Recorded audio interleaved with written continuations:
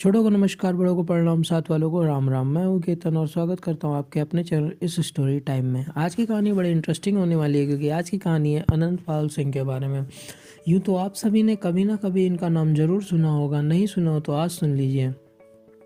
राजस्थान का most wanted criminal, Rajasthan का नामी गिरामी बदमाश। कहते हैं जीते जी तो इसने पुलिस की नाक में दम किए हीरा मरने के बाद भी राजस्थान के 20 जिले 20 दिनों तक धरना प्रदर्शन और आग में झुलसते रहे। 20 दिनों तक 50,000 से ज़्यादा भीड़ इसके इनकाउंटर की सीबीआई जांच के लिए रोड पे उतर आई। 20 दिनों तक इसकी बॉडी डीप फ्रीजर में पड़ी रही।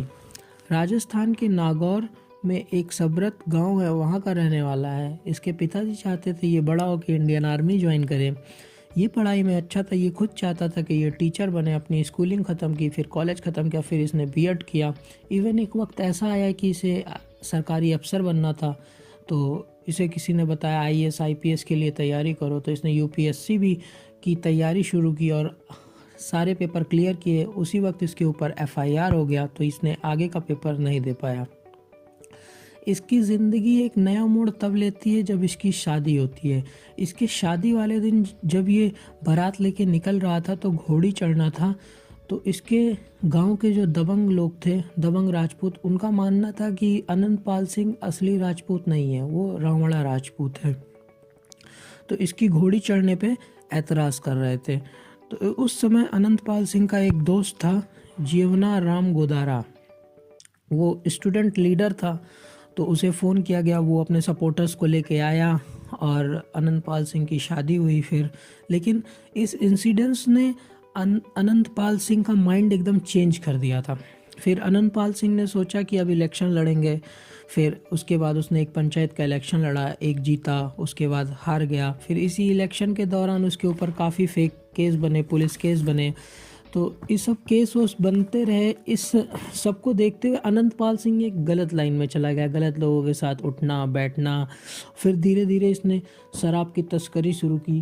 कहते हैं हाँ, एक बार शराब के धंधे को लेके जिस दोस्त ने इसको घोड़ी चढ़ाई, जीवना राम गोदारा ने, उसी के साथ धंधे को लेके एक टकराव आ गया और इसने अपने दोस्त का ही मर्डर कर दिया। इस मर्डर के बाद अनंत पाल सिंह सुर्खियों में आया। इस मर्डर से पहले उसका कोई नाम नहीं था, इस मर्डर के बाद ही वो सुर्खियों में आया। तो फिर उस जमानत पे बाहर आया। बाहर आने के बाद वो और ख़तरनाक हो गया। AK-47 का शौक़ था उसे, तो AK-47 रखता था। और फिर ये आसपास की यूपी और बिहार, यहाँ सब की गैंग से इसका थोड़ा संबंध बना। और कहते हैं हथियार इसने यहीं से लिए।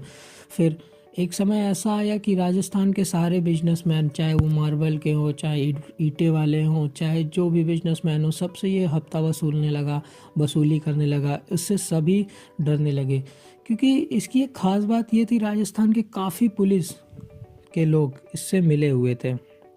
तो जो जीवनाराम गोदारा का केस चल रहा था, उस केस में इसे बीकानेर जेल में रखा गया। तो कहते हैं जो जीवनाराम गोदारा के जो लोग थे, उन्होंने साजिश रच के बीकानेर जेल में इसके ऊपर हमला किया। तो ये तो बच गया, लेकिन इसका एक साथी मारा गया। आईवी की रिपोर्ट भी आई थी उस समय कि इसकी जान को खतरा है, तो इसको बीकानेर जेल से अजमेर जेल शिफ्ट किया गया। तो फिर धीरे तारीख पे तारीख लगती रही, टाइम बीतता गया।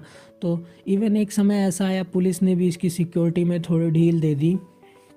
तो एक टाइम इसने जो इसकी गाड़ी में, जिस गाड़ी से ये जा रहा था, उसमें जितने पुलिस वाले थे उनमें बेहोशी की दवा मिला हुई लड्डू खिला दिया और वो बेहोश हो गए। और इसके साथी दूसरी गाड़ी में थे, बाकायदा इसे गोली मारते हुए छुड़ा के ले गए।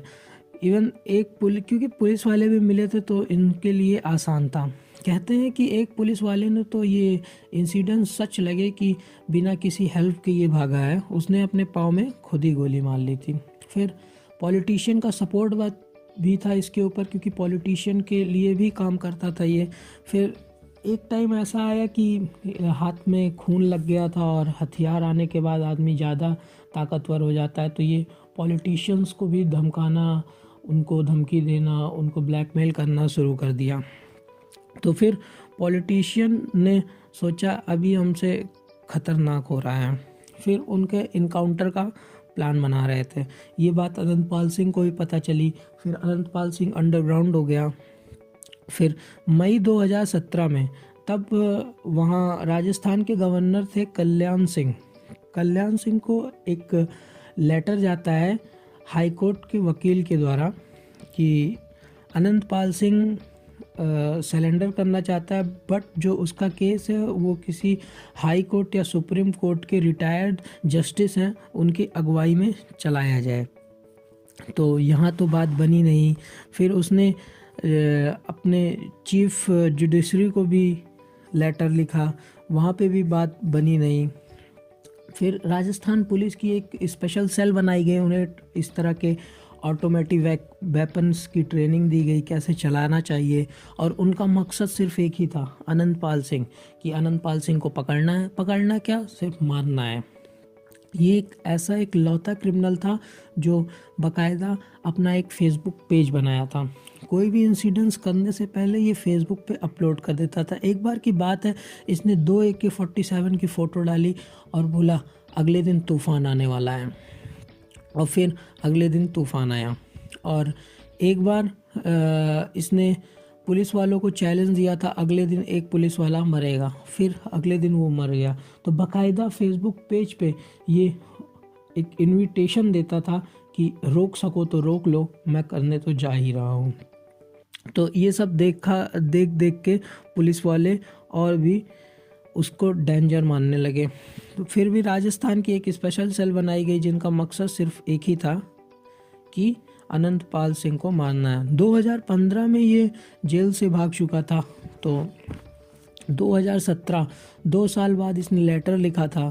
फिर एक बार की बात है, फिर अनंतपाल सिंह मिल नहीं रहा था, तो स्पेशल सेल जो थी राजस्थान की जो बनी, उसे एक खबर मिली कि अनंतपाल सिंह का भाई और उसका एक दोस्त हरियाणा में कहीं पे हैं। तो पूरी स्पेशल सेल वहाँ पहुँचती है, इन दोनों को अरेस्ट किया जाता है और डराया जाता है कि इनकाउंटर कर देंगे। तो कहते हैं उनमें से कोई एक डर गया और अनंतपाल सिंह की जगह बता दी, वो कहाँ पे छुपा है। यूँ तो सब कहते थे वो दुबई निकल गया, मुंबई चला गया, अब यहाँ इंडिया में नहीं है, लेकिन वो उसी राजस्थान में एक घर में छुपा बैठा था।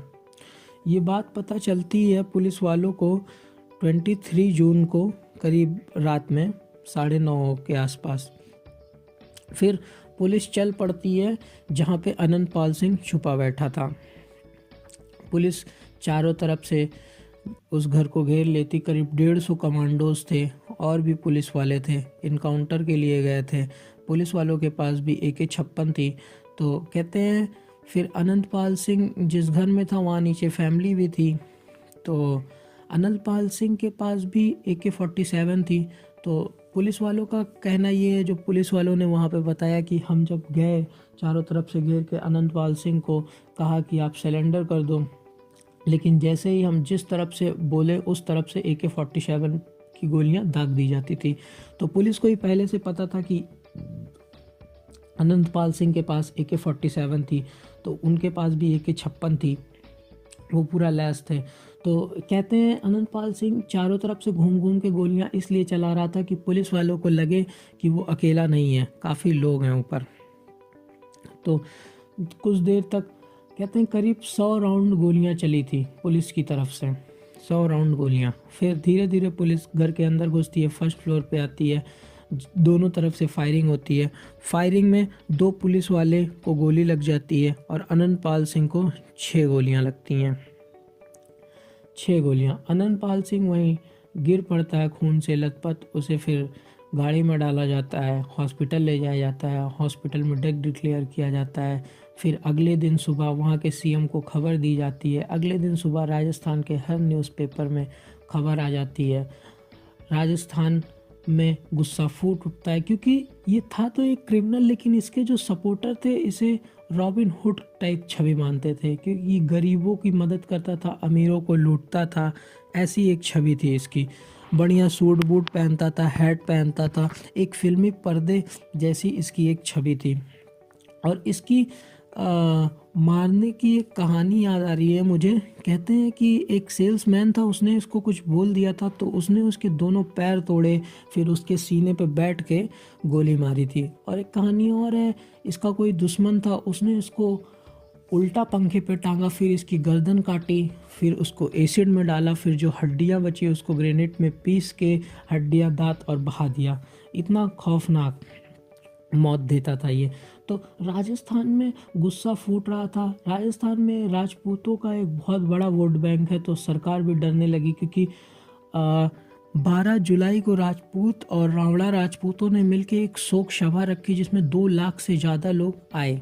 2 लाख से ज़्यादा लोग, आप समझ सकते हैं, बड़े बड़े नेताओं को 20,000 की भीड़ जुटाने में हालत ख़राब हो जाती है। उस शोक सभा में 2 लाख से ज़्यादा लोग आए। 20 दिन बाद काफ़ी मशक्क़त के बाद सरकार और पुलिस प्रशासन द्वारा समझाने के बाद उसकी मां ने उसका अंतिम संस्कार किया। उसकी मां का कहना ये था कि सीबीआई जांच करो, नहीं अनंतपाल सिंह के बगल में एक चिता और जलेगी, वो मेरी जलेगी।